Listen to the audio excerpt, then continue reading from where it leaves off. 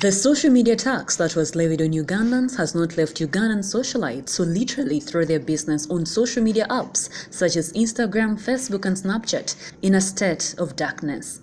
Quite a number of them, together with musicians, students and youth, expressed how they cannot pay 200 shillings daily to access these apps as directed by the Uganda Communications Commission. They say this tax is a form of exploitation to limit their interaction and freedom of expression to their fans. A tax on social media and mobile money transactions is a triple tax and hence exploitative.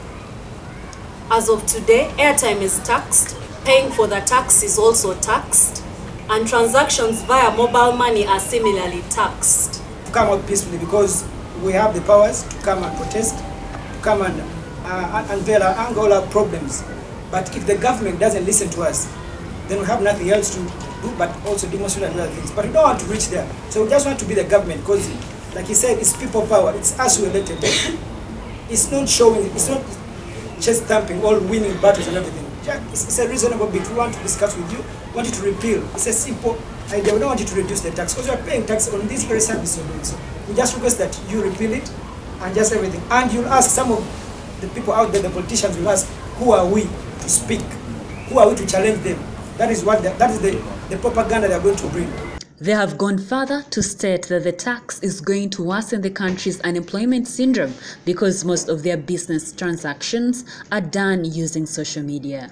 200 or 250 seems like small money. Out there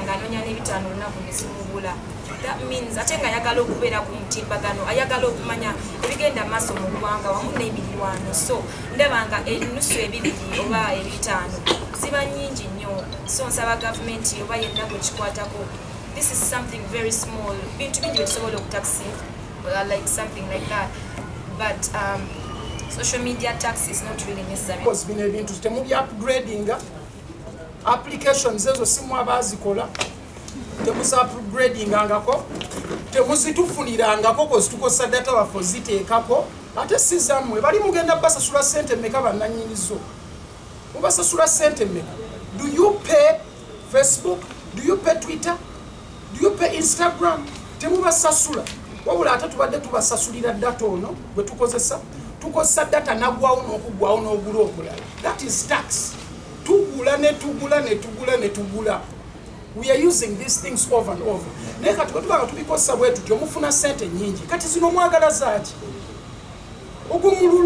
Members of Parliament who are against this tax also expressed their views. As a young leader, I'm meant to represent people, especially young people that sent me to the House.